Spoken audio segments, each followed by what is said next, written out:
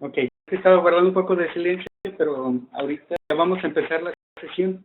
Estamos para que más personas se pudieran unir en la sesión.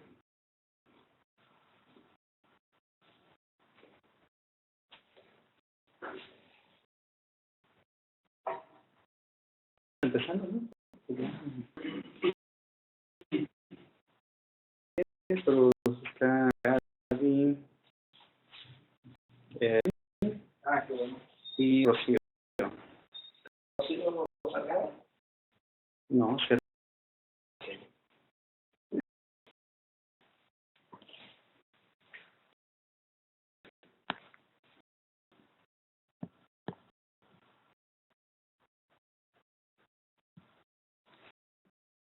Y por eso que llegaron puntuales, pero comenzando, los van integrando poco a poco. Vamos a seguir la misma dinámica, voy a ir presentando. Yo les voy a hacer algunas preguntas, les voy a pedir que me contesten por chat o por micrófono si gustan, pero para facilitar las cosas creo que sería mejor por el chat. Es que el tema nos quede lo mejor claro posible, entendido. La verdad es que los factores que determinan la actividad microbiana de los alimentos son importantes desde el punto de vista. El es que el primer alimento ofrece un sitio donde los organismos se pueden o pueden verse para su muerte. Pueden encontrar los nutrientes y dependiendo de los nutrientes que se tengan, es el grupo microbiano que vamos a encontrar en el alimento. Y para aislar esos microorganismos del alimento, tenemos que considerar los factores que determinan el ambiente en el alimento para poder llevar y poderlos cultivar. Entonces es importante entender los factores que determinan estas actividades y propósitos. Muchas se aplican en ella en diferentes tipos de industria. Ok, entonces voy a comenzar.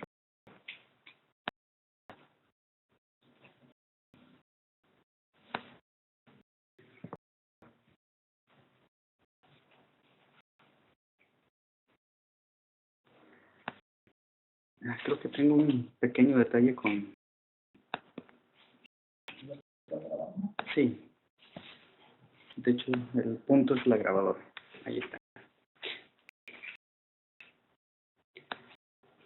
La Organización para la Agricultura y la Alimentación de las Naciones Unidas define un alimento como un producto natural o helado de ser ingerido y digerido, cuya característica lo hacen apto y agradable al consumo por una mezcla de nutrientes que cumplen con determinadas funciones en el organismo. Y como por cura, algunos alimentos van a cumplir con dichas características y van a ser agradables al consumidor. Por el pueblo japonés, el fugu ha dado una exquisitez.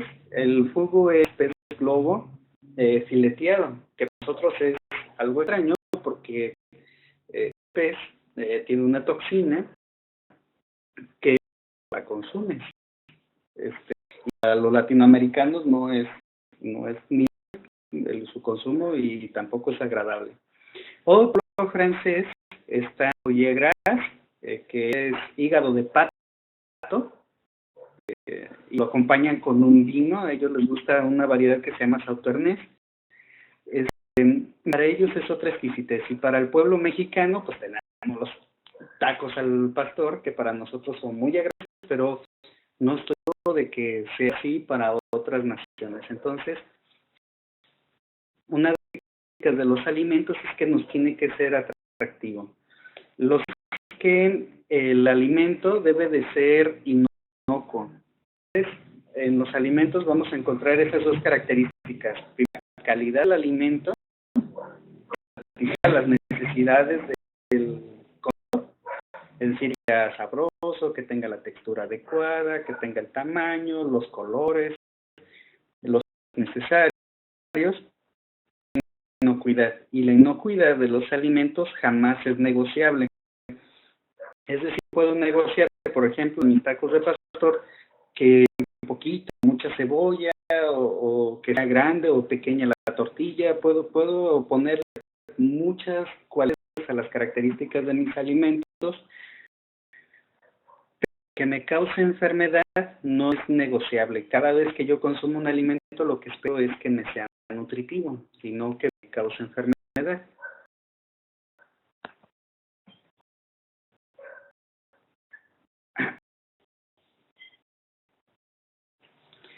Tienen en común todos los alimentos de todas las personas alrededor del mundo.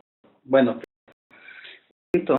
es una matriz material, están embebidos los alimentos que nosotros requerimos para poder llevar la vida, ¿verdad? Desde vamos a obtener sustancias y para satisfacer una de las principales necesidades que tienen los seres humanos, que es la alimentación. Esa matriz material va a tener algunas características termodinámicas, que sus características propias, por ejemplo, su textura, el grado de solidez, bueno, eso sería la textura, ¿verdad? El grado de humedad, más bien, líquido, semilíquido, o que sea sólido. Entonces, todas estas características van a tener que ver con el organismo que vamos a encontrar en el alimento, porque entre van a terminar modificando algunas otras cosas. Yo alimento, por una razón, contamina con algunos microorganismos, y lo que van a hacer esos microorganismos básicamente es limita el número de organismos viables. Entonces significa que llegan los microorganismos, están en el alimento, pero no se multiplican. También que los microorganismos lleguen a la matriz de mi alimento, hay disminución en el número de organismos y al final se eliminan en algunos casos. Uno de estos ejemplos podría ser en el caso de Escherichia coli, que llega a la fecal al agua, muriendo en el agua porque no hay nutrimentos que den el aporte para el desarrollo de la bacteria. En el caso B es que desarrollen más bacterias y aumente la población. Como el caso de la cuando en México, para los extranjeros, la birria es carne cocida con una serie de condimentos y se come de periodos muy largos de tiempo, y una comida muy suave, y es básicamente carne. Entonces, muy severos, y lo que ocurre es que toda la flora se muere menos los esporulados. Cuando llega a temperaturas de abuso,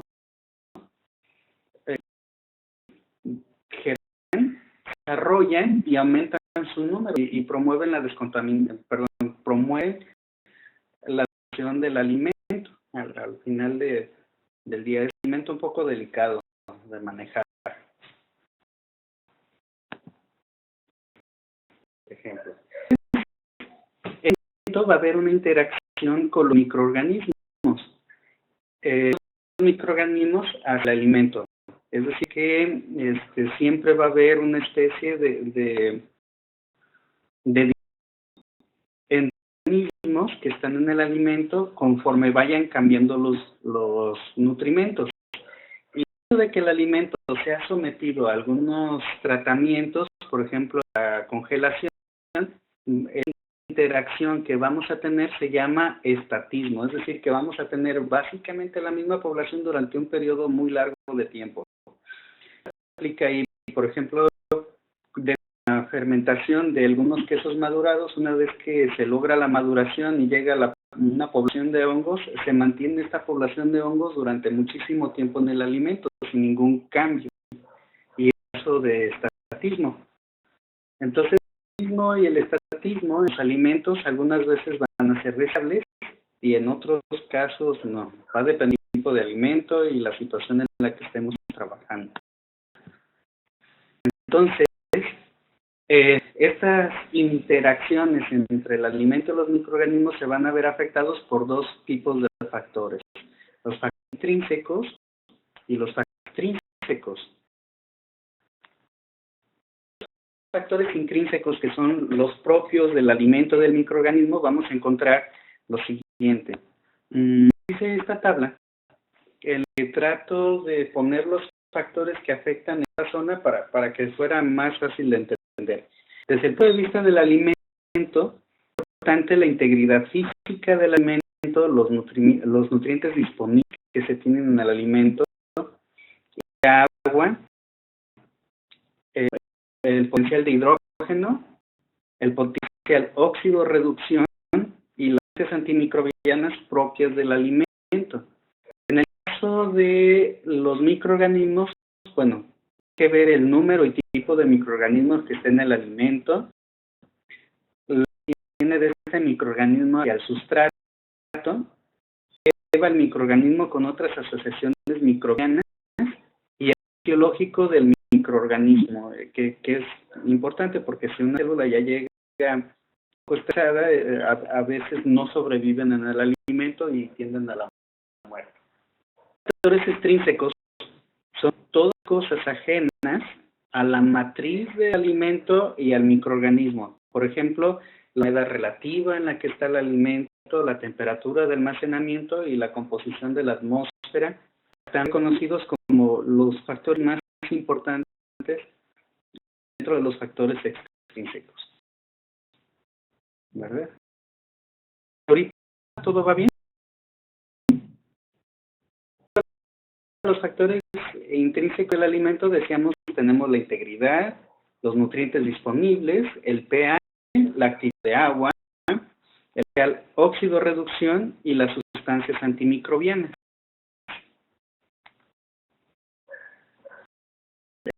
Aplica sobre todo para los alimentos que son sólidos, ya que normalmente poseen algunas barreras físicas contra el acceso de algunos microorganismos. Por ejemplo, en las verduras y en las frutas tenemos una capa que delimita el interior del fruto con el exterior. Es el pericarpio. El pericarpio, si se daña, podría permitir el ingreso de algunos microorganismos al interior del alimento. Bueno, que sería la fruta. Bueno, algunos alimentos poseen inhibidores naturales sobre las superficies de las cutículas, como es en el caso del jitomate, regulan las poblaciones que se encuentran ahí. De hecho, tiene ácidos grasos que controlan y mantienen regulada la población de microorganismos que están sobre ella. Entonces, casos normalmente funcionan como antimicóticos. Cuando nosotros dejamos que estos ácidos grasos se oxiden, entonces vimos que algunos microorganismos colonicen la piel porque ya vieron su efecto antimicrobiano.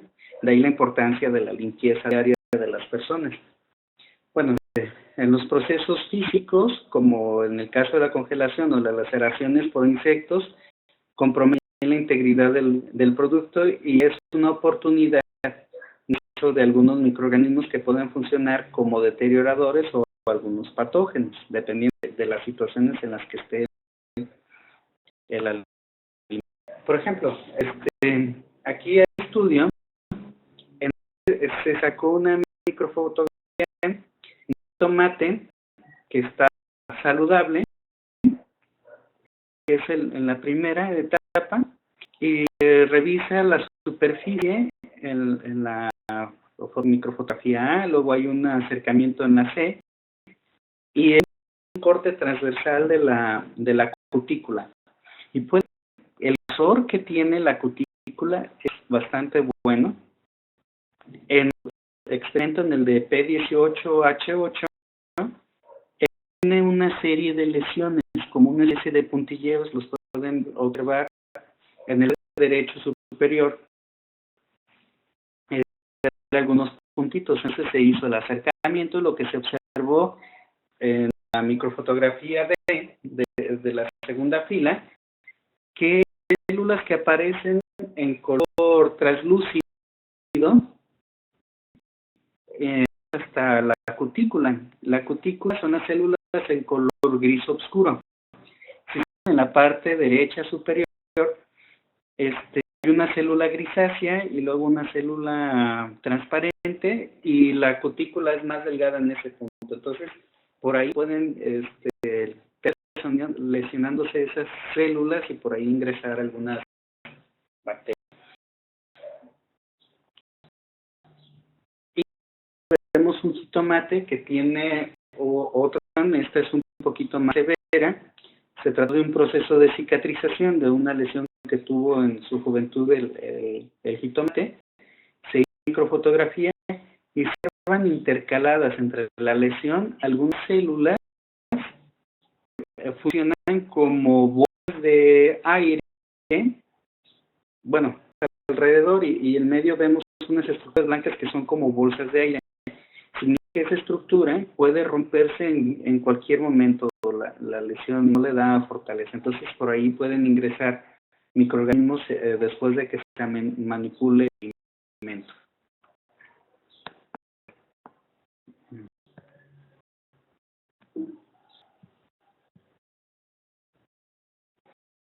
Otra posibilidad sería, por ejemplo, en el caso de las nueces que caen sobre el suelo. Ellos tienen una cáscara dura, normalmente es seca. Cuando golpea y se rompe la integridad del cascarón, puede patógenos hacia el interior de la semilla. Hay un instituto en California que hizo una serie de experimentaciones para comprobar que Salmonella podía a través de las lesiones de la nuez, y sí, efectivamente Salmonella podía llegar hasta la y poderse internalizar ahí a través de las lesiones que tenía En espinacas se han realizado una serie de experimentos en el que se ha visto que las lesiones por insectos de algunos patógenos. Esta es la primera pregunta. ¿Qué posibilidades de pérdida de integridad que ustedes producen? Entonces, escribir, por ejemplo, si está en la industria de las fresas, interesante porque estas salen de campo, se disminuye primero la temperatura y se llevan a congelación. Y cuando salen, la gente podemos descongelarlas y luego volverla a congelar, y notamos la pérdida de integridad de la fresa. Se hace como una mermelada ahí. Entonces, vayan poniendo sus ejemplos de su producto. Yo trabajo en y mi principal fuente pueden ser las mordeduras de insectos sobre el jitomate, por ejemplo. Entonces, otro podría ser cuando el mango lo trozan para la venta, o de las fresas cortada y picada. Sí,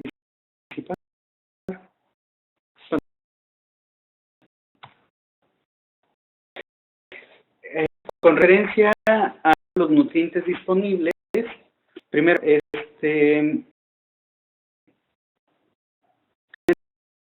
metabolismo propio. El metabolismo responde a la posesión o no de algunas enzimas. En el microorganismo va a tener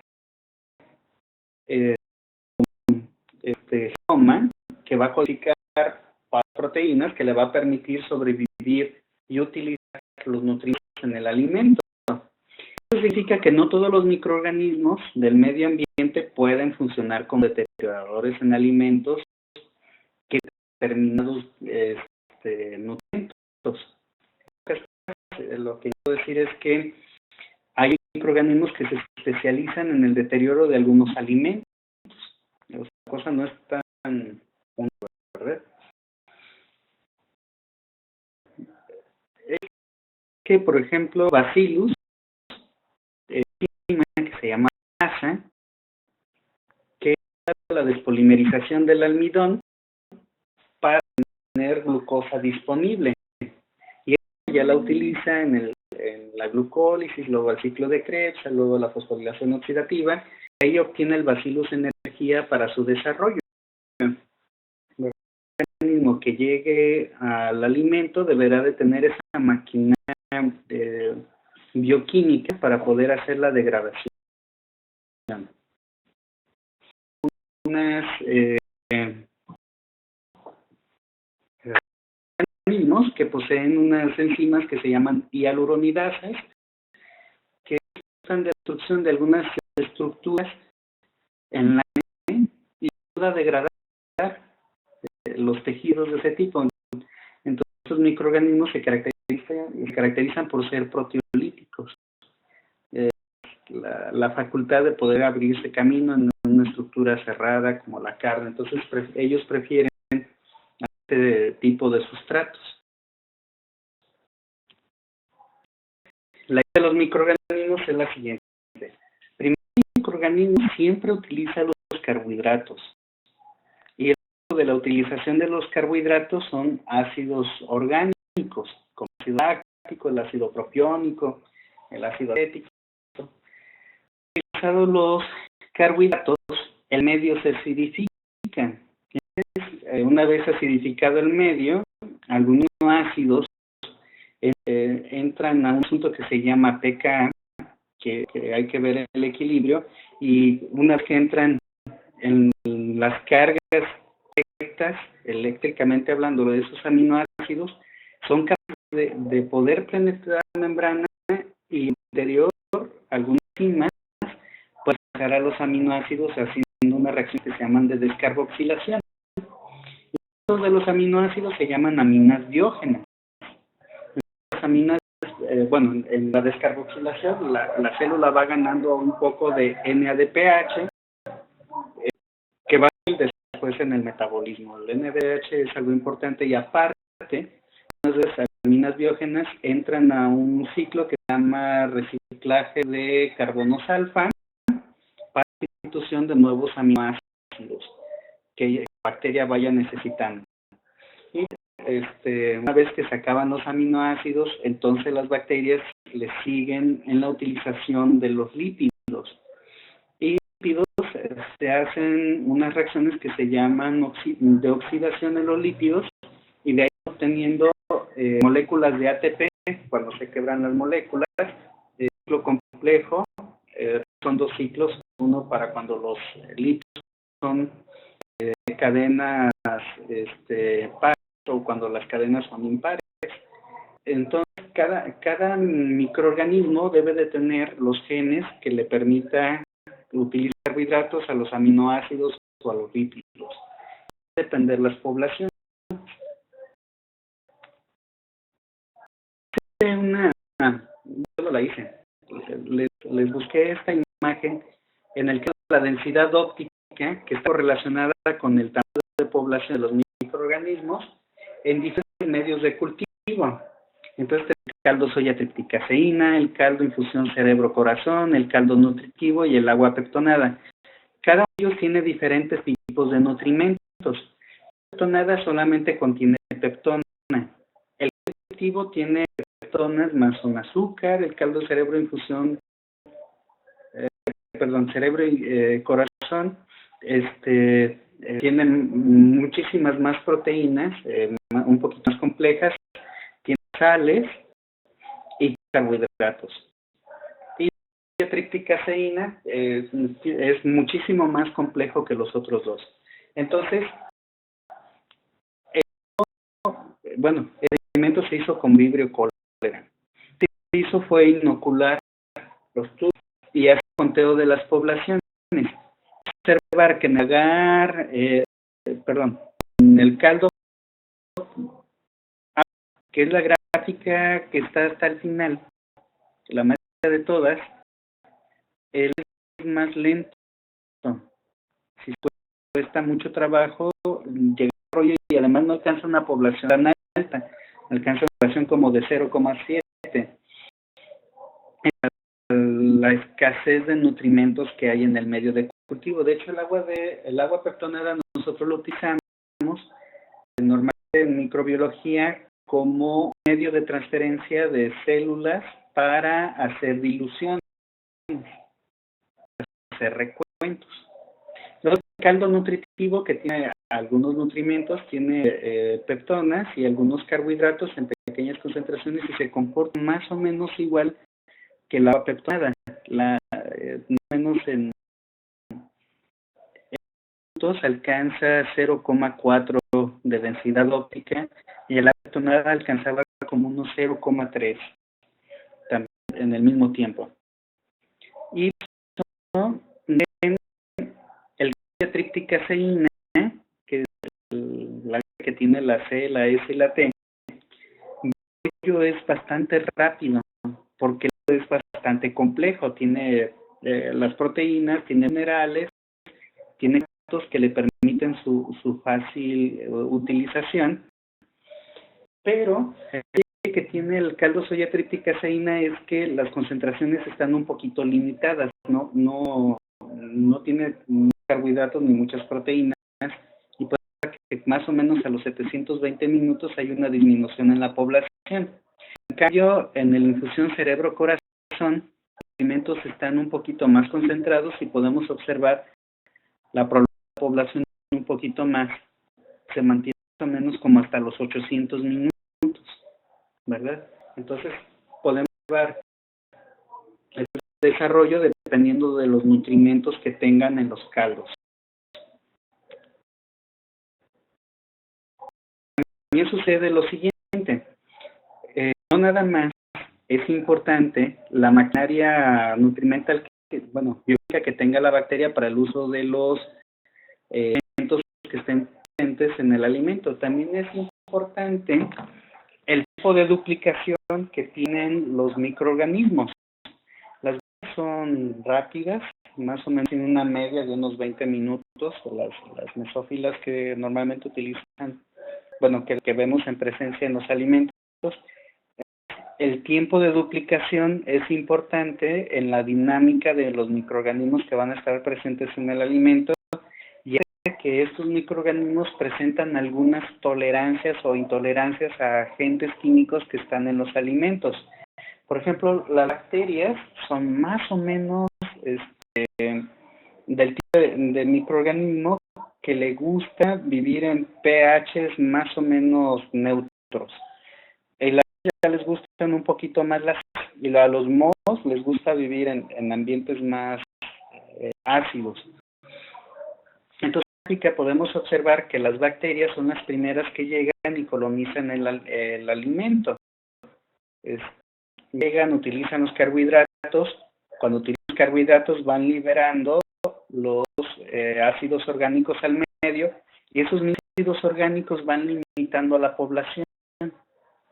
Parece al desarrollo de las levaduras, porque las levaduras son más lentas para reproducirse, no ir a la misma velocidad por los nutrimentos. Gracias a que las bacterias acidificaron el medio, ahora las levaduras forman de la población del alimento. Y las levaduras van a llegar a utilizar todos los nutrimentos, van a generar metabolitos secundarios que van a inhibir a las levaduras y a las bacterias, y van a generar las condiciones para el desarrollo de los mohos. Y ya mucho tiempo después llegan los protozoarios para ayudar a la destrucción completa de todo el alimento. Así funciona. Entonces,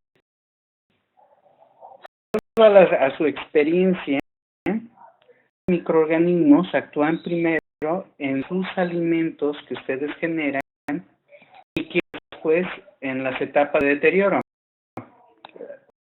Por ejemplo, si yo tengo, bueno, es el alimento que más rápido se deteriora, se necesitan 6 horas para que ya sea agradable para su consumo. Entonces, la carbohidratos tiene proteínas y tiene lípidos. Entonces, en mi alimento, en la leche, primero llegarían las bacterias, ayudarían a la acidificación y luego las levaduras, y ahí sí los mohos se llegarían ya hasta mucho tiempo después a hacer en sus alimentos, de acuerdo a los constituyentes que tienen. ¿Quién creen ustedes que llegaría primero?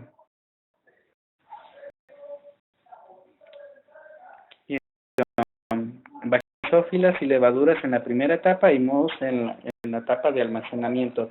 ¿Qué proponen ustedes, Rocío?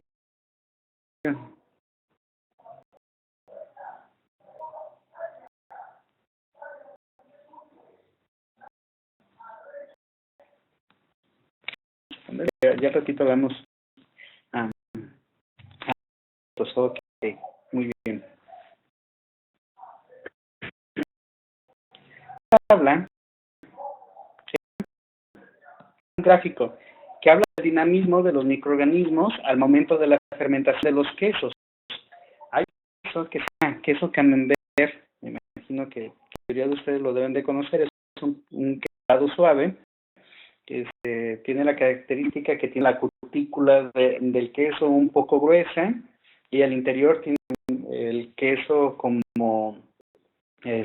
un poco untable, tiene sabor suave, ligeramente ácido, con ligeras notas de amargor.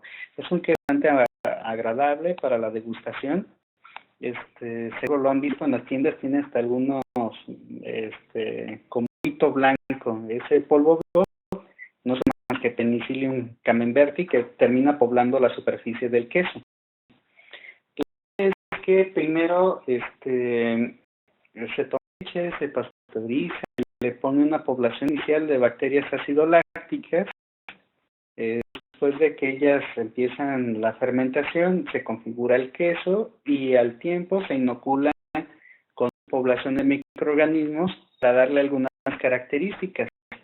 Lo que es que al principio las bacterias lácticas provocan la precipitación de la caseína y después llega el hongo que va a utilizar algunos ácidos grasos, los va a metabolizar y va a generar otros ácidos grasos que son valiosos y preciados por los consumidores, como el ácido propiónico. Y va a lo va a hacer valioso y saludable además. Entonces, la gente que trabaja en la fabricación de queso camembert ha hecho cinéticas de las poblaciones. Y vamos a observar lo siguiente.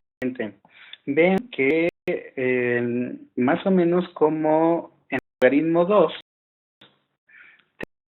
de los gráficos, vamos a Marxus. Este tiene que inocular en el queso. Normalmente es un mesófilo del ambiente, pero ellos se lo inoculan al sitio pequeño y poquito a poco, 6 días, al máximo, y este microorganismo va a mantener a lo largo de la vida útil del producto su población. El día 40 fue el último día que se tomó las cuentas. A un caso de Penicillium camemberti, se inocula más o menos como en el día 3-4, después de que se hizo la fermentación ácido láctica, le ponen como 4.3, 4.4 logaritmos al queso y alimenta un proceso muy lento de desarrollo, como hasta el día 10 logra hacer la adaptación, utiliza los grasos y es detectado vivo hasta el día 26, 27, después de la inoculación. De Bifidobacterium es una bacteria que tiene comportamiento de hongo, pertenece a una familia que se llama actinomicetos, y lo que hace es que se inocula junto con Geotricum, otro miceto, y es en su desarrollo desde el principio de la maduración y que más altas poblaciones alcanza, pero deja de ser detectado más o menos al día 26-27. Y la dinamicidad de los microorganismos de que se mantengan en el alimento o que se limiten se debe a dos razones: a la acción de nutrimentos en el alimento y a la competencia por los nutrimentos con los otros microorganismos. Es decir, que las poblaciones se autolimitan en ellas mismas.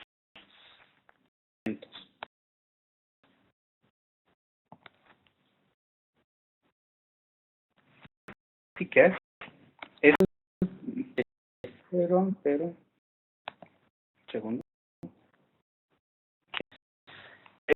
Bueno, es el pH, que el pH es la forma abreviada de decir potencial de hidrógeno. La verdad es que lo correcto es decir potencial de hidrógeno, pero ni modo de estar en la industria diciendo palabrotas, entonces se abrevia como pH.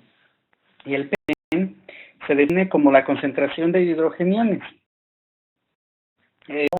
No, eso no es tan cierto. La verdad es que el pH es el ritmo negativo de la concentración de hidrogeniones. Esa sería su definición correcta, pero lo más simple es decir la concentración de hidrogeniones. Básicamente lo que dice cuántos de manera libre en el alimento. Y es un punto importante porque lo que hace el pH es decirnos cuántos protones están disponibles para reaccionar. A diferencia de la acidez, nos diría cuánto total asociados a sus ácidos orgánicos y de la libre. Eso es lo que se indica. La acidez tienen connotaciones diferentes y se interpretan de forma diferente. El pH es importante desde el punto de vista microbiológico, más que la acidez, porque este afecta la capacidad de los microorganismos directamente para la sobrevivencia o para la multiplicación en los alimentos o en los medios de cultivo. Es decir, que es un parámetro termodinámico importante a considerar. Se debe porque se afecta la actividad enzimática en procesos como la nutrición, la respiración y la multiplicación. Por ejemplo, tenemos el caso de Salmonella, una bacteria que normalmente le gusta vivir en pHs neutros, pero algunas de ellas han algunos bioquímicos para lidiar con el exceso de protones y mantener sus más viables a pHs más bajos. Entonces, Salmonella ha demostrado una adaptación a pHs que tienen la acidez que otros microorganismos. Y otro caso, que es Vibrio cholera, que tiene a pHs más básicos. Entonces, nosotros podemos aprovechar estas características para hacer que algunas poblaciones se multipliquen y favorecerlas, y así otras poblaciones se limiten en su desarrollo. Entonces, es parte de la utilidad que tendría en micro el saber el pH. Aquí habla de pH de algunos ácidos orgánicos que tienen que ver con el ácido orgánico, el pH al que se encuentra y el porcentaje de disociación que tiene el ácido orgánico. Es que entre menos porcentaje tenga de disociación, menos protones vamos a tener. Por ejemplo, el ácido acético, aún tiene un porcentaje de disociación del 98,5%. Significa que el 1,5% se encuentra unido al ácido orgánico, todo lo demás se encuentra en el medio que lo rodea. Y luego tenemos el ácido láctico, igual que 3, tiene un porcentaje de 86,6%, pero HD5 tiene 6,05. Significa que el ácido láctico, a pH que tienden a la neutralidad, deja de ser efectivo desde el punto de vista de los protones que se liberan del medio. Lo otro es el ácido ascórbico, que en pH de 5 es de 30 y el ácido acético en 5 es de 34. Significa que si yo voy a utilizar químicos para modificar el pH o concentración de protones con motivos de conservación, a pH 5 debo ir a estos dos con respecto a, tenemos los parabenos, ellos se usan casi completamente a cualquier pH, pero ahorita los parabenos no han sido tan utilizados en la industria, hay muchas reservas en eso que se refieren los otros ácidos. Entonces, químicamente, lo que sucede en el microorganismo, a los pHs, es que yo tengo ácido orgánico en el interior y para que pueda introducirse al interior del microorganismo es necesario que el ácido orgánico no tenga cargas eléctricas. Mi molécula ionizada atraviesa la membrana plasmática, necesita estar en su forma conjunta con el protón. Regresa en el interior de la bacteria, modificando concentraciones de protones, y estos protones, cuando son expulsados hacia el exterior de la membrana, es para promover la formación de ADP, es decir, que necesitamos ATP para protones y que la célula mantenga siempre la misma concentración de protones en el citoplasma, porque si se aumenta la concentración de protones, lo que va a ocurrir es la desnaturalización de proteínas, es decir, que las enzimas van a perder su actividad. Si pierde actividad, ya no va a haber metabolismo, no hay ATP. Si no hay ATP, las mueren. Tan importante para las células de las bacterias es mantener, bueno, no de las bacterias, de cualquier organismo, mantener la misma concentración de protones en el interior de las células. El pH intracelular normalmente es de 7,2 en la mayoría de los organismos. En el alimento, demasiada de los ácidos orgánicos y orgánicos ingresan al interior de la célula, van a aumentar la concentración de iones y van a favorecer la destrucción del microorganismo, la muerte del microorganismo. Se utilizan como conservadores.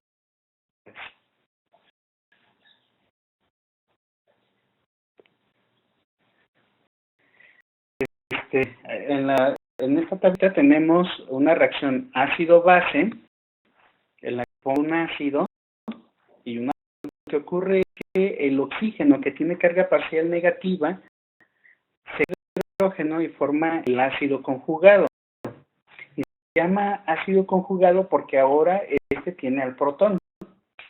Y el del ácido que se queda sin el protón, ahora se llama base conjugada. Creo que llama lo que está bastante bien, ¿verdad? El tema de ácidos y bases es muy importante. Contestar algunas preguntas, porque estas preguntas tienen que ver con una actividad que se llama pH. Entonces, primero es saber lo siguiente. Cuando yo tengo dos moléculas de agua tienden a atacarse entre ellas. Así que, a partir de dos moles de agua, yo obtengo un mol de ion hidroxi y un mol de agua.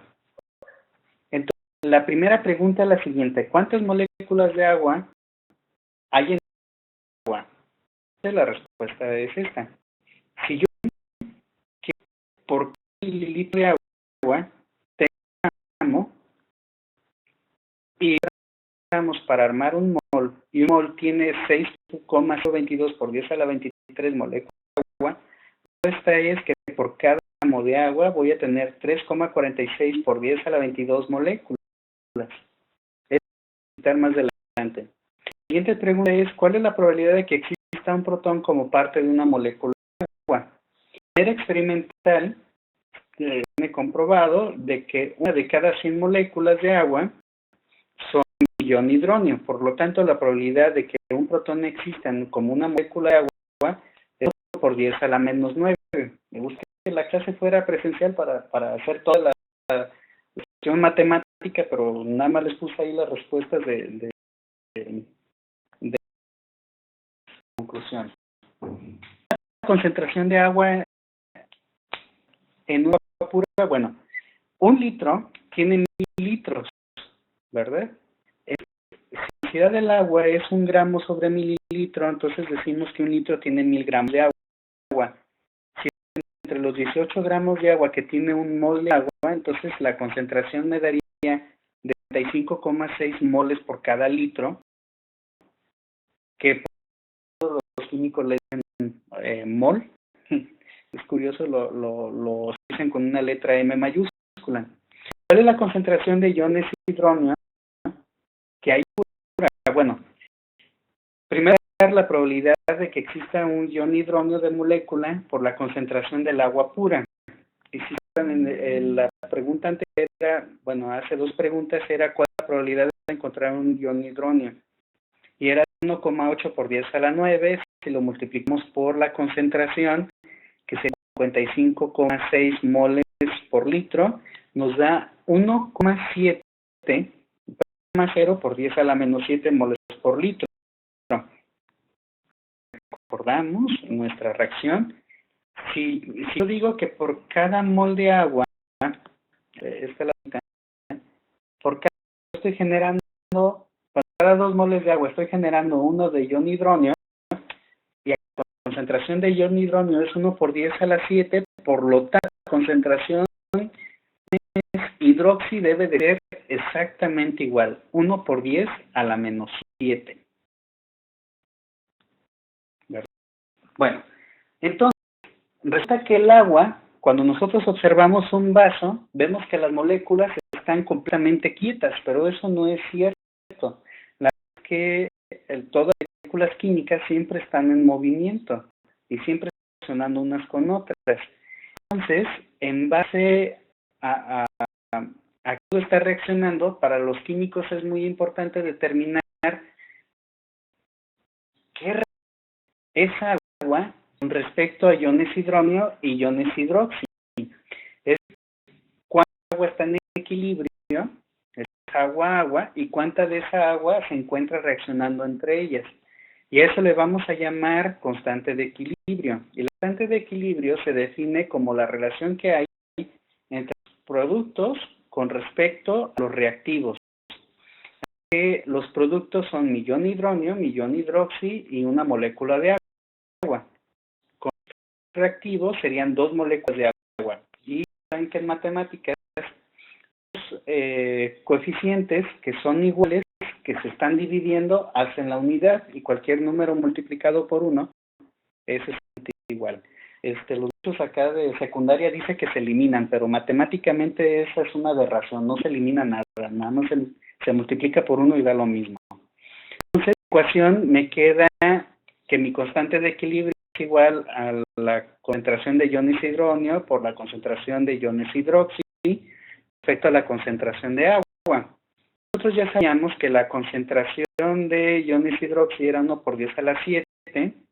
Si lo multiplico por la concentración de iones hidroxi, que también es 1 por 10 a la 7, y lo divido entre 5,6, encuentro que la constante de equilibrio para el agua es de 1,8 por 10 a la menos 16.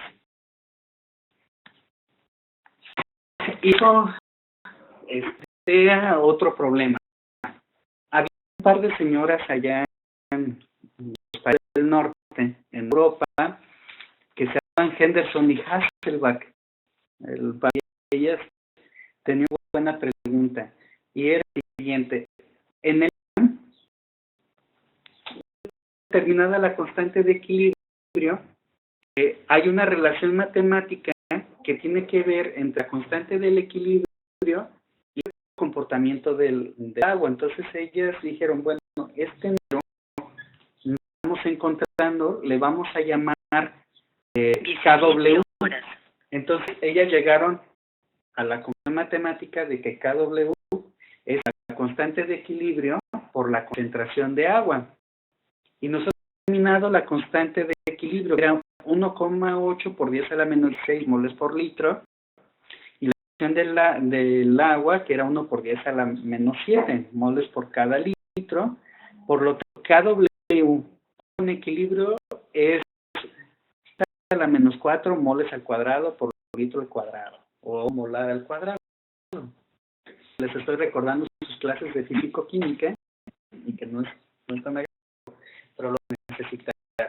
Entonces, la constante de acidez.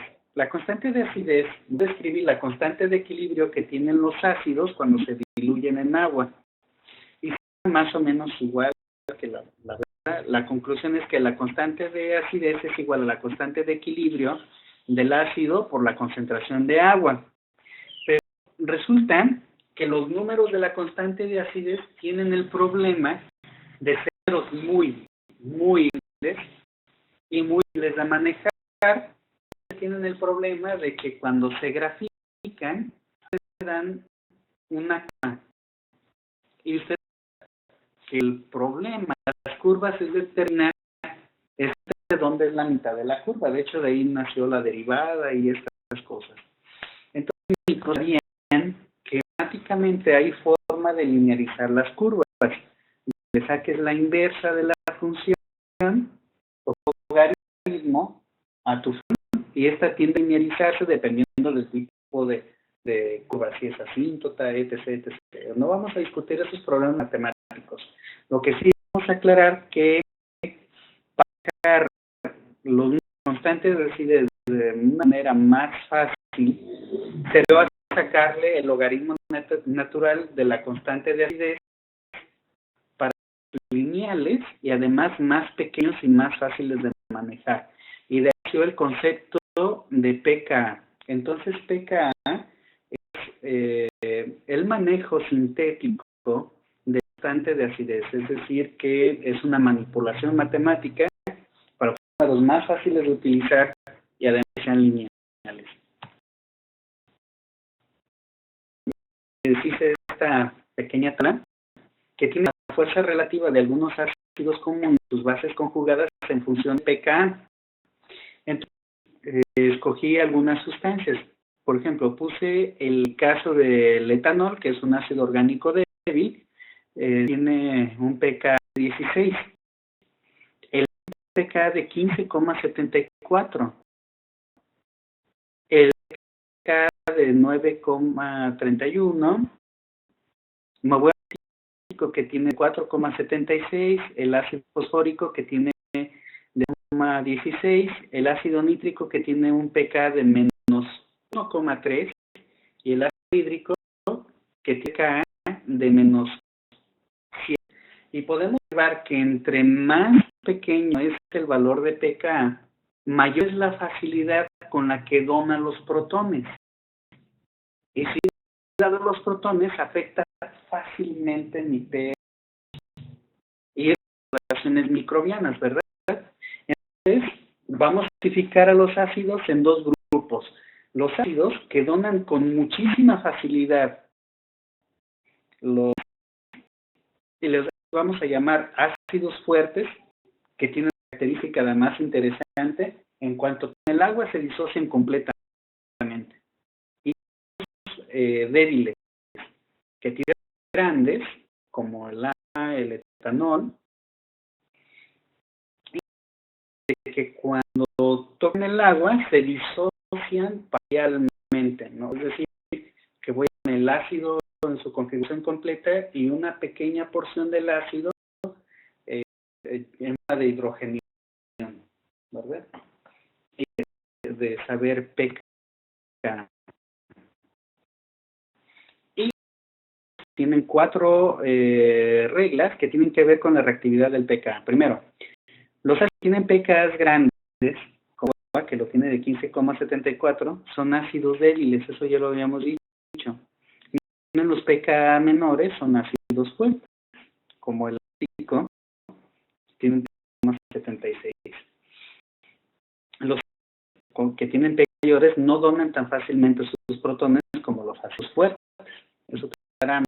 El jugado producido debe de tener un pK mayor y activo que el ácido que lo produjo. Desde el punto de vista termodinámico, de hecho eso es hasta una regla. Jamás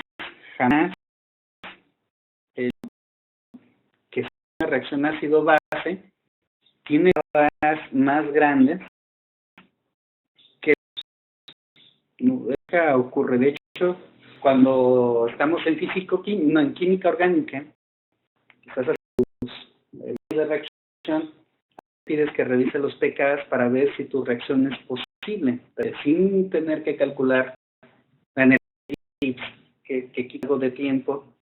Entonces, nada más tienes 2 horas que tienes que ver de característica. Bueno, la jugada producida debe tener un pK mayor y ser menos reactivo que los que lo produjo. Ya, claro. Entonces, aquí tenemos fenilalanina y el triptófano, son 2 aminoácidos que tienen pKs diferentes. Para fenilalanina lo tiene de 1,83 y para el triptófano lo tiene de 2,83. La pregunta es, ¿cuál es el ácido más fuerte? Tiene un pK mayor.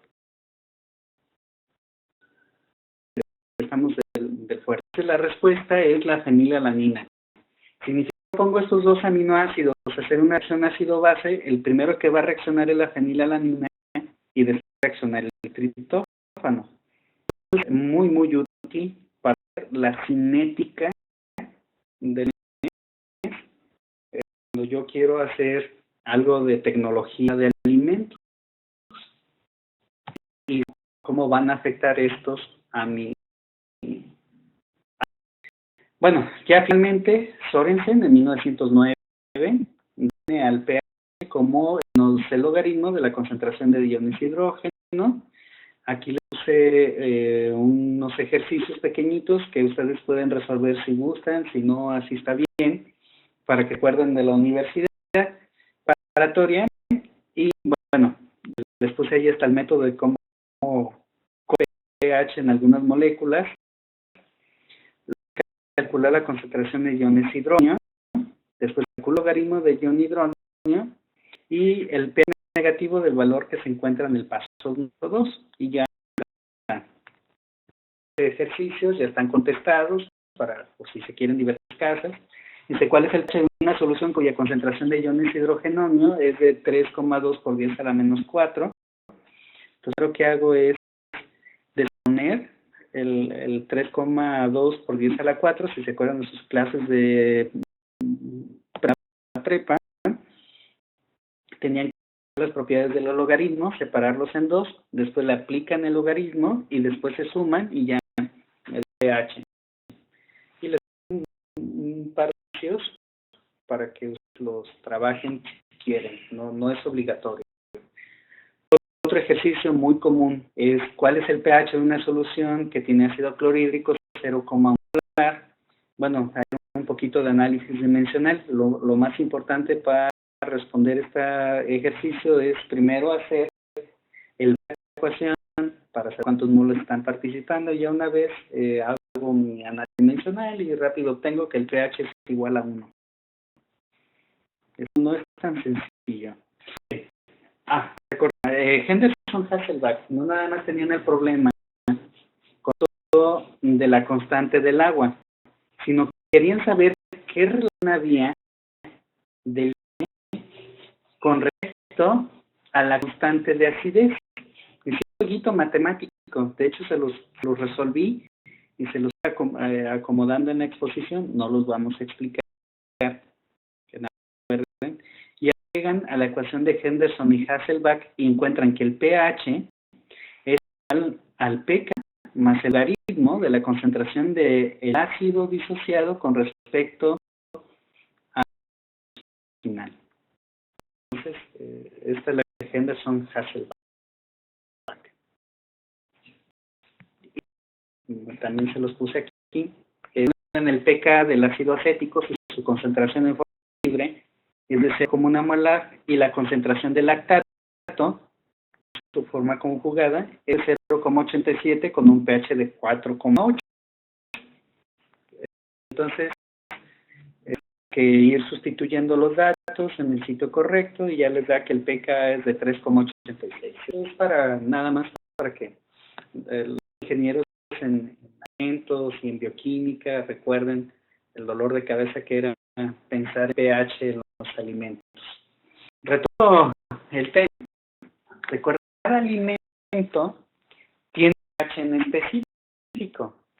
Si yo meto un electrodo para medir el pH y me detectar cuántos hidrogeniones están de manera libre en el alimento, para cada grupo.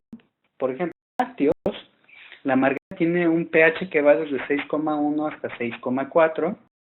La mantequilla de leche es de 4,7. La leche tiene un pH que va desde 6,3 a 6,5. La crema de 6,5. El queso americano tiene un pH de 4,9. El queso cheddar de 5,9. El puede tener pHs entre 3,8 a 4,7 dependiendo de qué tan ácido lo quieran. En el caso tenemos la carne molida de res, tiene un pH de entre 5,1 a 6,2. El jamón tiene un pH de 5,9 a 6,1. La ternera tiene un pH de 6,0. El pollo tiene un pH de 6,2 a 6,4. Y vegetales, los pH son un poquito bajos. Tenemos la manzana, es ligeramente ácida, tiene de 2,9 a 3,3. La manzana alcanza pH de 3,6 a 3,8 y eso que tiene etanol, que es un también 5 a 4,7, los higos 4,6. Las limas, que es un cítrico, tiene una acidez, un pH entre 1,8 a 2,6.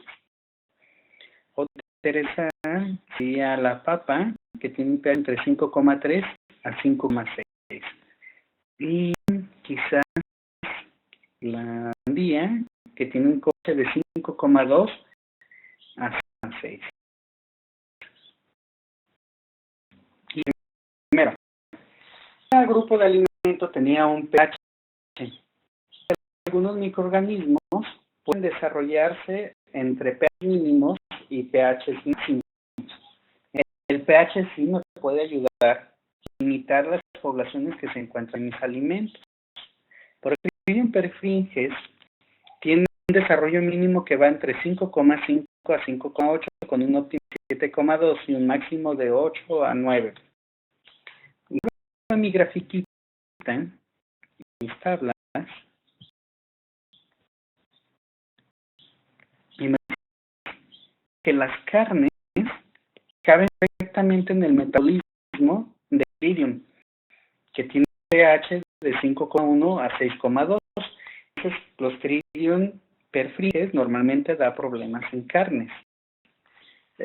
Magnificus entre 5,0 hasta 10,2 y no pude el pH de los peces, pero tenía que ver con su buen desarrollo. Y vemos Staphylococcus aureus se desarrolla entre 4 con un medio de 6 a 7 y hasta 10. Otra vez a lácteos. Y hay casos puede desarrollarse bastante Staphylococcus aureus. Pues podemos encontrar que efectivamente el pH de los alimentos puede limitar a la población de microorganismos, ¿verdad? Esta tablita es la tabla de desarrollo de biotolerancia a pH para que se den una idea de cómo se trabaja. Y la de pH 5, Vibrio cólera no puede desarrollarse a pH de 5. De hecho, pueden ver que en el elemento lo que es ver la densidad óptica con respecto al tiempo y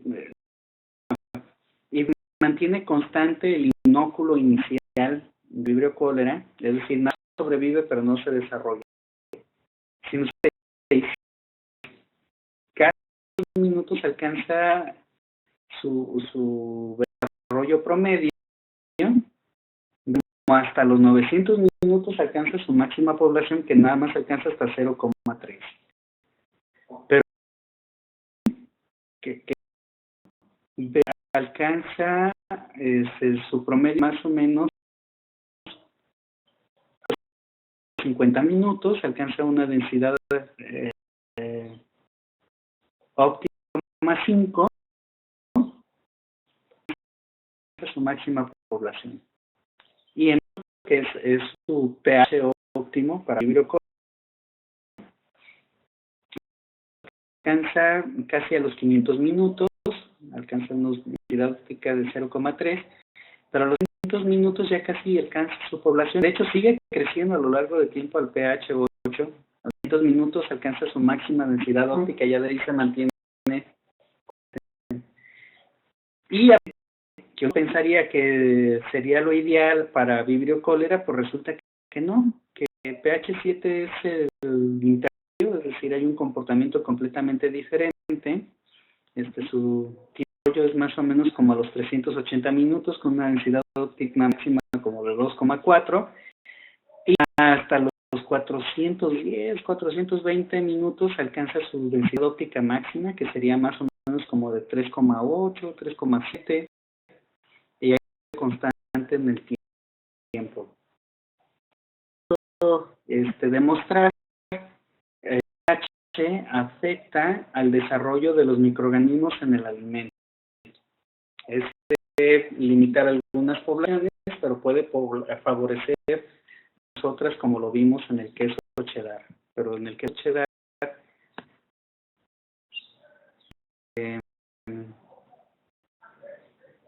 el desarrollo era diferente. Además, en las levaduras primero y después los mohos. Sí, tiene razón Omar. Dice que no se escucha, bueno, ya me dice que ya se escucha. Bueno, está bien. Con la presentación.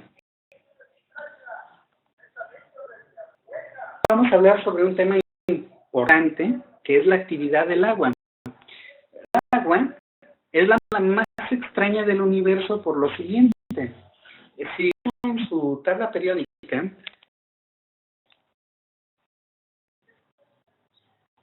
aprobar, ok.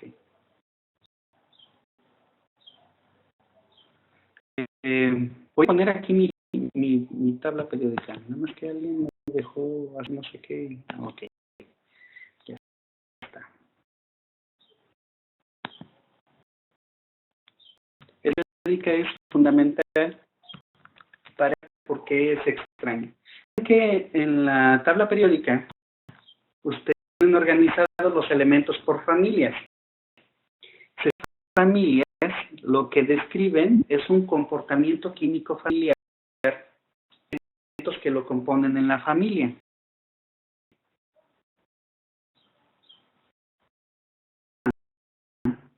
Al oxígeno, al azufre y al selenio. Se supone de reaccionar de manera similar, de hecho sí lo hacen. Los tres son buenos oxidantes, etc. Vamos a volver aquí. Quiero que le pongan atención al oxígeno. El oxígeno tiene valencia -2 y el azufre también tiene valencia -2. Lo que muestra que se pueden formar estos dos compuestos. Voy a poner una hojita de Word. Se puede con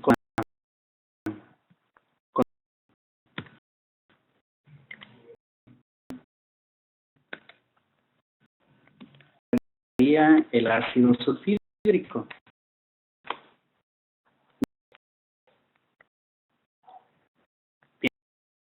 El ácido a temperatura ambiente, es decir, a 25 grados centígrados, una atmósfera de presión, y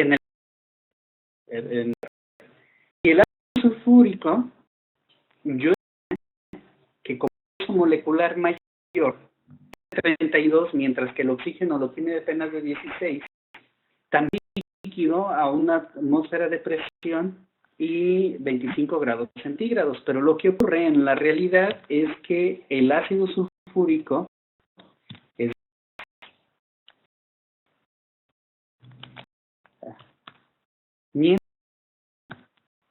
en el universo es líquido.